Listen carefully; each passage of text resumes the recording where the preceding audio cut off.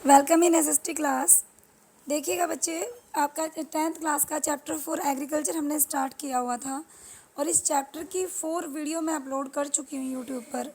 आज हम non food crops वाला टॉपिक करने जा रहे हैं, तो इसकी नंबर 5 वीडियो होगी।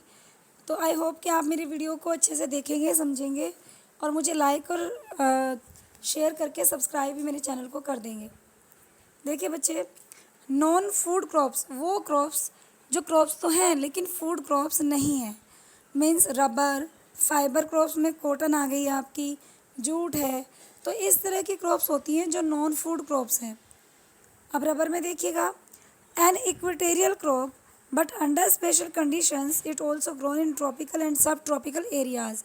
मैं आपको ये पॉइंट्स में ही बताऊंगी कि रबर के मामले में देखिएगा बच्चे, जो रबर है कैसी है, इन्होंने क्या दिया है कि ये एक इक्वेटोरियल क्रॉप है, भूमध्य सागरीय एरिया में होने वाली फसल है और इसके लिए स्पेशल कंडीशंस होती हैं कि ये आपकी उष्ण और उपोष्ण दोनों तरह के क्षेत्र में पैदा होती है। Number 2, climate need moist and humid climate. कैसा क्लाइमेट चाहिए रबर को? एक तो बेटा बिल्कुल नमी वाला और एक ह्यूमिड क्लाइमेट की आवश्यकता होती है।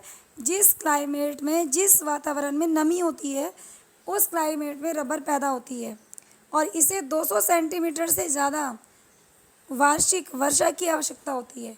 जो रेनफॉल है 200 सेंटीमीटर से ज़्यादा बारिश चाहिए और 25 सेंटीमीटर से ज़्यादा तापमान यानी कि टेम्परेचर चाहिए। उसके बाद देखिएगा बच्चे, जो रबर है वो इंडस्ट्रीज़ के लिए एक रॉ मटेरियल वाली फसल है। ये कच्चे माल के रूप में बहुत ही महत्वपूर्ण फसल है, जो कच्चे माल के रूप में इंडस्ट्रियलिस्ट इसको यूज़ करते हैं।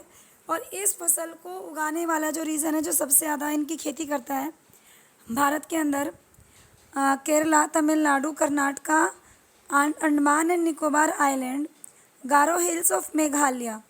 तो यहाँ पर ये फसल उगाई जाती है।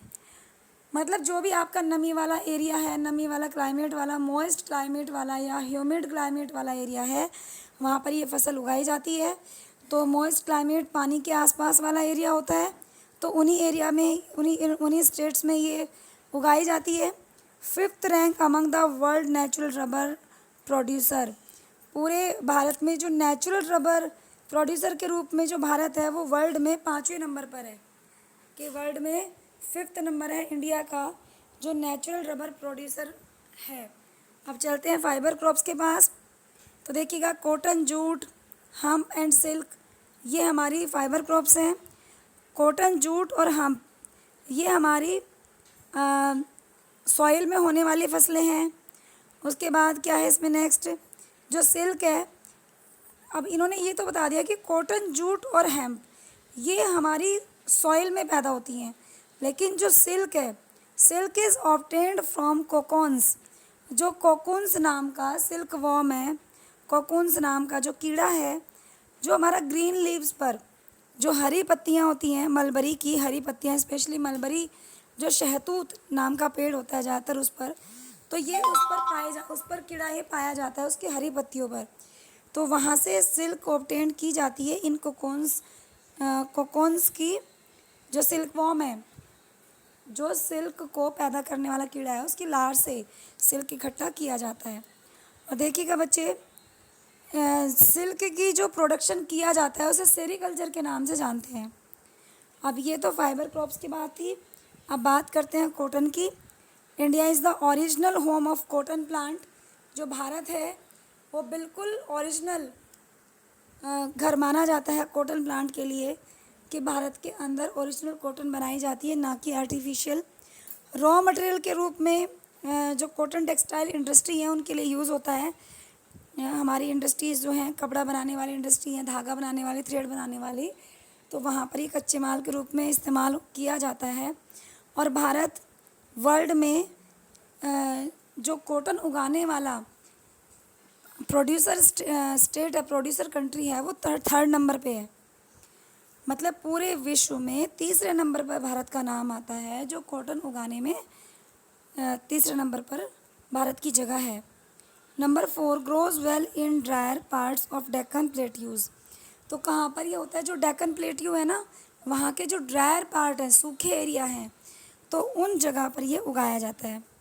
और इसके लिए रिक्वायर जो होती है, सबसे ज़्यादा टेम्परेचर चाहिए, हल्की बारिश चाहिए या हल्की सिंचाई की सुविधा चाहिए। और जो वहाँ पर फ्रॉस्ट फ्री डेज़, मतलब धुंध नहीं होनी चाहिए, कम से कम 210 दिन ऐसे हों जहाँ पर फ्रॉस्ट ना हो।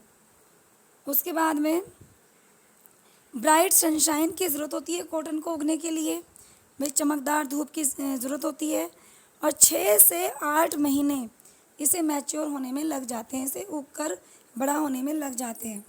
जो हमारी कॉटन है वो एक खरीफ की फसल है बेटा, और इसके जो ग्रोइंग रीज़न है, जैसा कि हमने बताया था कि ड्राइज पार्ट में होती है, सूखे एरिया में, तो हल्की नमी चाहिए, मतलब सूखा एरिया चाहिए। तो महाराष्ट्र, गुजरात, मध्य प्रदेश, कर्नाटक, आंध्र प्रदेश, तमिलनाडु, पंजाब, हरियाणा, उत्तर प्रदेश, तो यहाँ पर ये उगाया जाता है। मतलब जो अच्छी कॉटन है ना बेटा, ब्लैक सॉइल में सबसे ज़्यादा होती है। तो जहाँ पर ब्लैक सॉइल है वहाँ पर ये उगाया जाता है। अगर आपसे क्वेश्चन पूछ लिया जाता है ना कि मैप में मार्क कीजिए ब्लैक सॉइल कहाँ कहाँ है, तो जहाँ पे कॉटन ग्रो कर रही है वहाँ पे ब्लैक सॉइल है, तो आप इन्हीं एरिया में से नाम लिख सकते हैं। अब देखिएगा, बारी आती है जूट की। तो जो जूट आपकी क्रॉप है, it is also known as the golden fibre. ये जो है ये सुनहरे रेशे के नाम से प्रसिद्ध है, गोल्डन फाइबर के नाम से फेमस है जूट की फसल। और सॉइल में देखिएगा बेटा, जो सॉइल है, कैसी सॉइल चाहिए, वेल ड्रेन्ड फर्टाइल सॉइल चाहिए, मतलब एक लसलसी कीचड़ जैसी वेल ड्रेन्ड फर्टाइल सॉइल चाहिए। और ऐसा एरिया चाहिए जहाँ पे फ्लड प्लेन्स हो, बाढ़ आती जाती रहती है, तो उन एरिया में ये सबसे ज़्यादा होती है। और क्योंकि जिनकी बाढ़ आने से क्या होता है, वहाँ की सॉइल रिन्यूड हो जाती है, पुरानी मिट्टी बाढ़ के पानी के साथ बह जाती है, नई मिट्टी निकलती है, वहाँ पर सबसे ज़्यादा जूट पैदा होती है। हाई टेम्परेचर की ज़रूरत होती है, जब इसको ग्रोथ करने का टाइम है तो तब हाई टेम्परेचर चाहिए। और ये जो इसका यूज़ है जूट का, कहाँ कहाँ यूज़ होता है, गनी बैग्स बनाने होते हैं, मैट्स बनती हैं, रोप्स यानी कि जो बेड़, रस्सियाँ वो बनती हैं, कारपेट बनते हैं, और भी बाकी जो इसके आर्टिफैक्ट्स हैं और भी वो बनाए जाते हैं। तो मतलब जूट के बैग हो गए, चटाइयाँ हो गई, रस्सी होगी, टोकरियाँ, इस तरह की चीज़ें से कारपेट वगैरह बनाए जाते हैं। किस एरिया में होती है, वेस्ट बंगाल, बिहार, असम, उड़ीसा, मेघालय। मतलब आप देखिएगा, हमारे जितने भी हैं ये हमारे ईस्टर्न साइड के, नॉर्थ ईस्टर्न साइड के स्टेट आ रहे हैं, तो ज़्यादातर वहाँ पर पैदा होती है। और क्योंकि इसकी कॉस्ट बहुत हाई है, लॉजिंग मार्केट, तो synthetic fibre and packing materials particularly the nylon, क्योंकि जो जूट है बहुत महंगी बिकती है, बहुत महंगी, क्योंकि इसमें खर्चा ज़्यादा आता है बच्चे, तो इसीलिए सिंथेटिक फाइबर का यूज़ इसकी जगह किया जाता है। और सिंथेटिक फाइबर का कैसे, कि जूट के बैग्स बहुत महंगे आते हैं, तो प्लास्टिक के पैकेट्स यूज़ किए जाते हैं, ये नायलॉन के, जैसे कि पॉलीथीन का यूज़ कर लिया हमने पैकिंग के लिए, तो इसके अल्टरनेट यूज़ कर लेते हैं इसके महंगा होने की वजह से। तो ये हो गया आपके जूट की बात। अब देखिएगा, टेक्नोलॉजिकल एंड इंस्टीट्यूशनल रिफॉर्म्स। अब जो टेक्नोलॉजिकल एंड इंस्टीट्यूशनल रिफॉर्म्स हैं, तो इसमें भी आपको पॉइंट्स बता दूंगी, क्योंकि ऐसे तो बहुत बड़ा है आपका। Land reform was the main focus of our first 5 year plans. जो लैंड रिफॉर्म है, जब हम धरती में सुधार लाने की कोशिश करते हैं, भूमि सुधार करते हैं, तो मेन फोकस होता है कि जो हमारे पहले 5 साल का प्लान होता है, तो उसमें हम लैंड रिफॉर्म करने की कोशिश करते हैं। तो पहले से ही जो यहाँ पर जो प्लानिंग बना ली जाती है लैंड को रिफॉर्म करने की, तो देखिएगा बेटा इसमें क्या दिया है, sustain uses of land without compatible techno-institutional changes have hindered the pace of agricultural development। अब देखिएगा बच्चे, इसमें उन्होंने ये दिया है कि जब हम लैंड को रिफॉर्म करने के बारे में सोचते हैं, जो रिफॉर्म करते हैं या टेक्नोलॉजिकल रिफॉर्म करते हैं, तो 1960 से 1970 के बीच के बात इन्होंने दी है कि 1960 से 1970 के बीच में जब लैंड रिफॉर्म किया गया था, बेस्ट टेक्नोलॉजी का यूज़ हुआ था, बेस्ट खाद का यूज़ हुआ था, बीज का यूज़ हुआ था, और लैंड को फर्टाइल करने के लिए उसमें रोटेशन में जो ऐसी फसलें लगाई गई थी कि अगर एक फसल न्यूट्रिएंट्स को खींच लेती है मिट्टी के, तो दूसरी फसल जैसे पल्सेस वगैरह हैं वो न्यूट्रिशंस देती हैं। तो इससे ग्रीन रिवॉल्यूशन आ गई थी, हरित क्रांति। तो उसके ऊपर ये टेक्नोलॉजी बेस करती है ग्रीन रिवॉल्यूशन के ऊपर, कि जो इसके बाद में जब टेक्नोलॉजी का यूज़ हुआ, बहुत सारे इंस्टीट्यूशन थे उनमें भी रिफॉर्म हुआ, तो वाइट रिवॉल्यूशन भी आ गई थी। अब देखिए हरित क्रांति खेतों में आई, फसलें अच्छी पैदा हुई, छोटे से प्लॉट में भी बहुत अच्छा उत्पादन हुआ। इतना उत्पादन हुआ कि मार्केट में चारों तरफ अनाज ही अनाज नज़र आता था। हर किसान के खेत में प्रोडक्शन अच्छा था, तो बेचने वाले ज़्यादा थे और ख़रीदार कम थे। तो हरित क्रांति चारों तरफ आ गई थी, उससे रेट डाउन हो गए थे। ऐसा ही दूध में भी जो भैंसें वगैरह हैं बहुत अच्छा दूध दे रही थी, एनिमल्स की केयर की जा रही थी, उनकी हेल्थ का ध्यान रखा जा रहा था, खान पान का, जिससे दूध में प्रोडक्शन बढ़ा। सी भैंसियाँ गायें भी बहुत ज़्यादा दूध दे रही थी, तो उसे वाइट रिवॉल्यूशन बोलते हैं, ऑपरेशन फ्लड बोलते हैं, वाइट रिवॉल्यूशन, श्वेत क्रांति। तो बेटा ये जो इम्प्रूवमेंट आया, ये इंडिया के एग्रीकल्चर में इम्प्रूवमेंट करने से इम्प्रूवमेंट हुआ। तो नेक्स्ट देखिएगा कि जो क्रॉप इंश्योरेंस है, जो प्रोविज़न लागू किया गया कि फसलों का भी इंश्योरेंस किया जाएगा। तो ये क्रॉप इंश्योरेंस क्यों किया गया? ये किसानों को सुविधा देने के लिए, जैसे कि ड्रॉट आ जाती है, वहाँ पर सूखा पड़ जाता है, फ्लड आ जाती है, बाढ़ के आ जाने से पूरी खेती ख़राब हो जाती है, साइक्लोन्स, फायर जो आते हैं, या फिर कोई बीमारी, डिसीज़, कोई फसलों में बीमारी फैल जाती है, तो खड़ी फसल ख़राब हो जाती है, तो उसके लिए क्रॉप का इंश्योरेंस किया जाता है। तो क्रॉप इंश्योरेंस, ये जो प्रोविज़न बनाया गया, रूल्स बनाया गया, ये किसानों को सुविधा देने के लिए बनाया गया। नेक्स्ट देखिए बच्चे, इस्टेब्लिशमेंट ऑफ ग्रामीण बैंक, किस किस की स्थापना की गई? ग्रामीण बैंक की, कोऑपरेटिव सोसाइटी, जो सहयोगी समाज है, सहयोगी समाज बनाया गया, बैंक बनाए गए। तो ये फैसिलिटी फार्मर को लोन देने के लिए कम रेट पर, कम दाम पर लोन की फैसिलिटी मुहैया करवाने के लिए ये सुविधाएं दी गई थी, जिनकी हेल्प लेकर किसान कम दामों पर अधिक लोन लेकर अपनी फसल उगा सकता था, और जो प्रोडक्शन होने पर वो लोन का पैसा भरता है तो उसका कम अमाउंट जाता है, जिससे कि वो अपने लिए बचा भी लेता है और लोन की आपूर्ति भी कर देता है।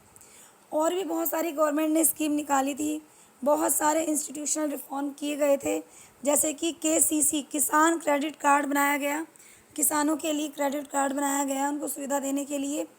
पर्सनल एक्सीडेंट इंश्योरेंस स्कीम बनाई गई, PAIS बनाया गया, कि इसमें अगर एक्सीडेंट हो जाता है तो पर्सनल एक्सीडेंट इंश्योरेंस स्कीम है।